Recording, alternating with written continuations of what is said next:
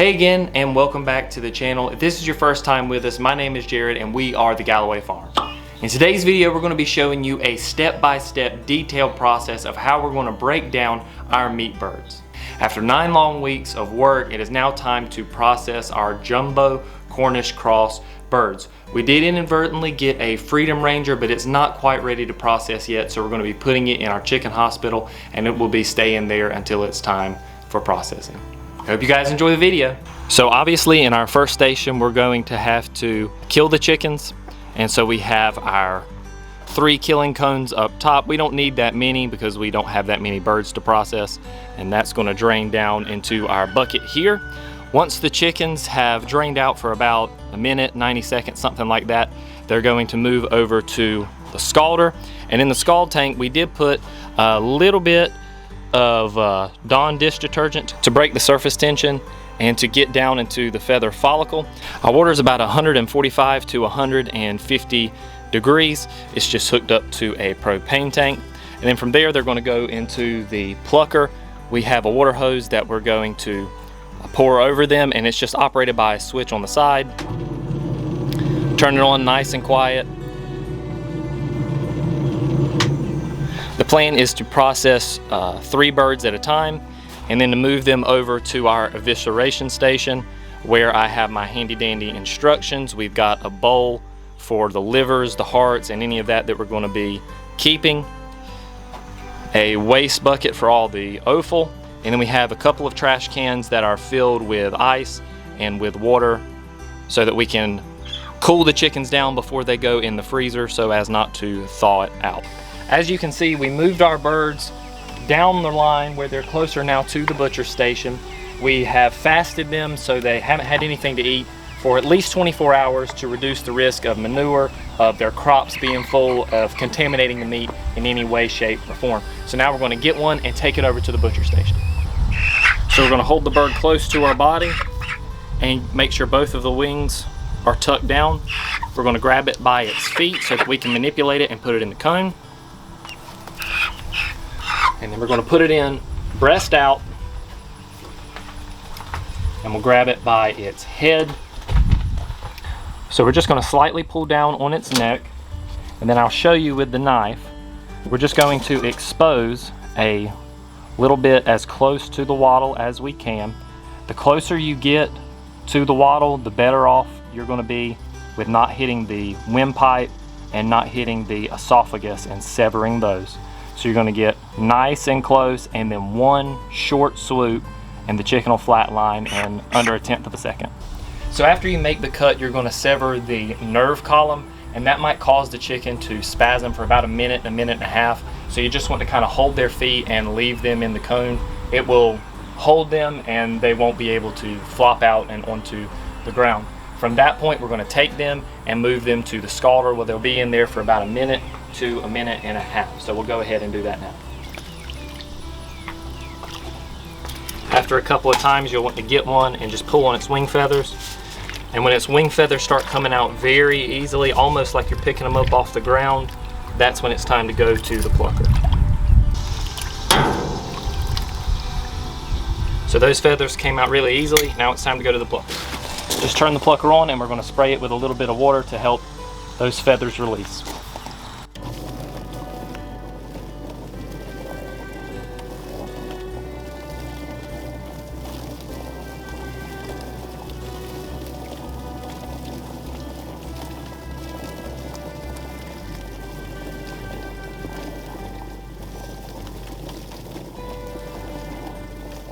You'll notice that the feathers actually come out of the back, and we're going to keep those for compost as well.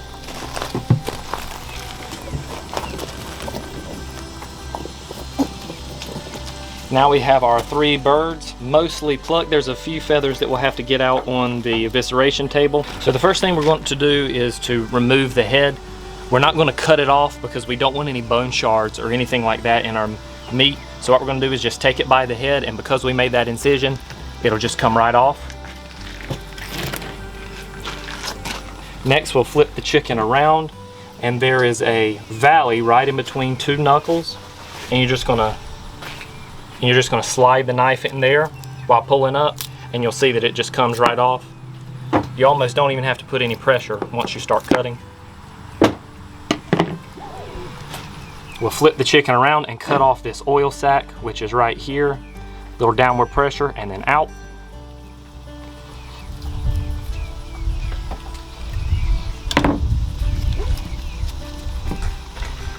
We'll spin the bird around, and we want to pull up on all of this good skin and just give it a quick slice.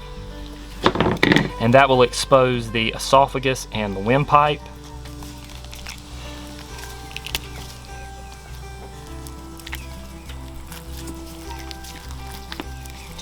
Go ahead and use your thumb to separate both of those. As you pull the skin down, this over here is the crop or the crawl. You have to get your thumb kind of underneath it to get this out. It's very, very slippery.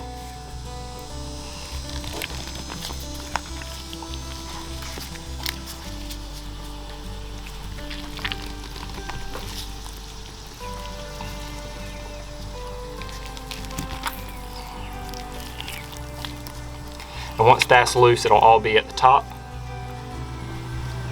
Spin the chicken around again, and we're going to pull up and make an incision very close to the vent, making sure not to puncture anything so as not to get any waste in the bird. Now we're going to pull up, and that's going to create an opening at the back of the bird, and this is where all of the entrails are going to come out of the back.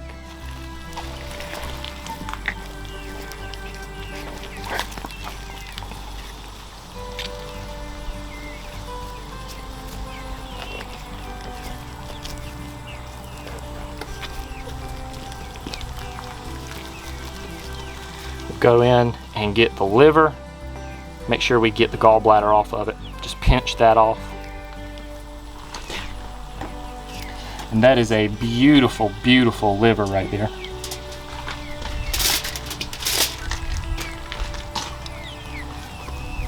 Then we'll go back in, and we're reaching and feeling around and pulling out and pulling down. And then we're going to try to get our index finger up and around that esophagus and around the windpipe. And once we have that, we're going to kind of pull it straight out the back, everything together.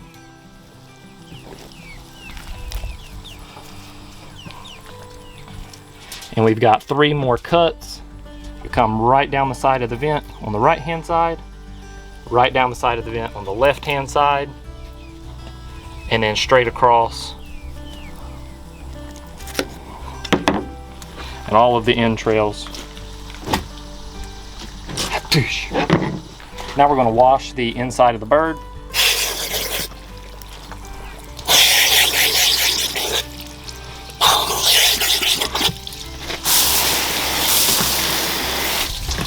You want to do that 3 or 4 times until the water starts to run clear. And then we're going to go back in and get the lungs. To get the lungs, you kind of have to sweep left to right to get them out.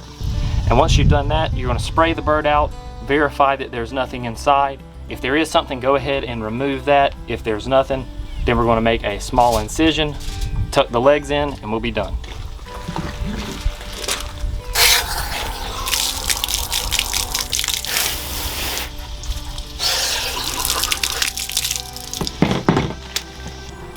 Make a small incision in the skin, and then we'll tuck the legs in.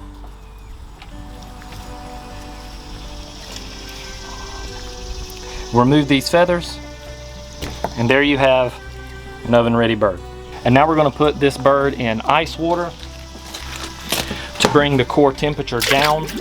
And that way, when it comes time to vacuum sealing it, they'll be nice and cool, and they'll go in the freezer and won't thaw out in our freezer. So that's it. We are done processing our meat birds. It took us from about 8 o'clock this morning, once we got everything set up and in place, till about 3 o'clock this afternoon. The birds right now are in a cooler full of water, of ice water, so their core temperature can get down so they don't thaw out our freezer. And then when we come back, we're going to show you putting those in the shrink wrap bags. But all in all, it was a wrap, and it was fairly easy.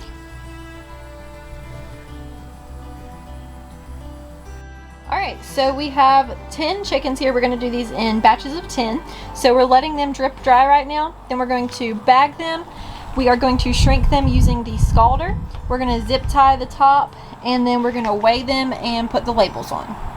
So here we have our 10 birds laid out like Caitlin said. We're going to go ahead and begin putting them in our poultry shrink bags, and we got these from TexasPoultryShrinkBags.com. The guy was really easy to deal with. He actually did us some customized labels because we wanted our YouTube and our Instagram link on there, and we greatly appreciated that as well.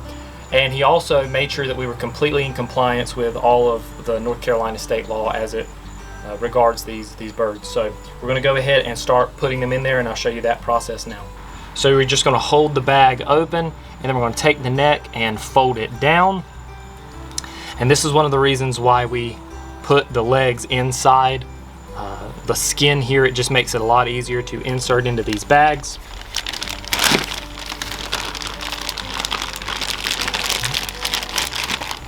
Once they're in, we're going to go ahead and twist just a few times.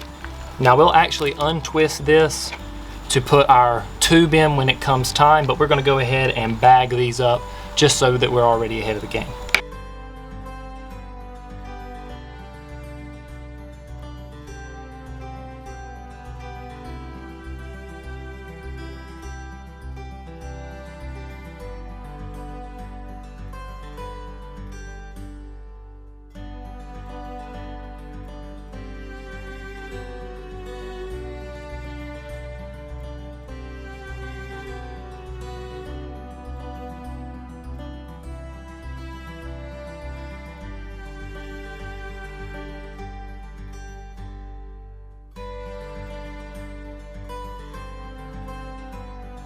So we've got our bagged chicken, and we're going to take this tube that came with the Texas Poultry Shrink Bag supply, and we're going to stick it down inside the carcass of the bird. We're going to let all of the air out of the bag as much as we can by ourselves. Then we're going to twist the bag up nice and tight, and we're going to put a zip tie on it.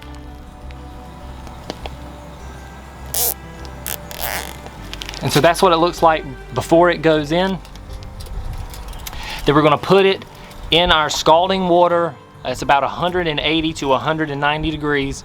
And we're going to do this somewhere between 5 and 10 seconds depending on the bag.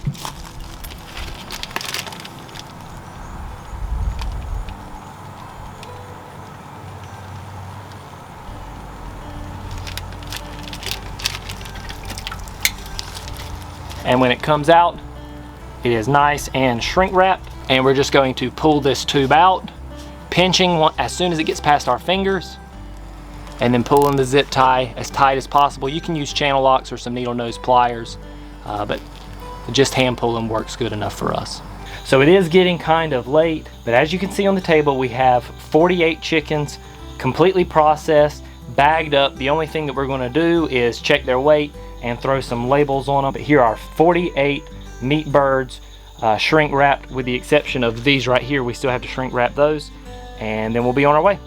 So after that last clip you saw, we finished all the birds, we sealed them up, we labeled them, and we put them into the freezer, and we are done with processing day. And boy, did it take a while, way longer than we were expecting. If you enjoyed this video, please leave us a thumbs up. Leave a comment down below with what you enjoyed about this process or what you didn't enjoy, or how we could have done it a little bit differently. This was our first time processing meat birds, and if you're not already, please subscribe to our channel so that you never miss another video. Go ahead and turn on those bell notifications, and we'll see you in the next one.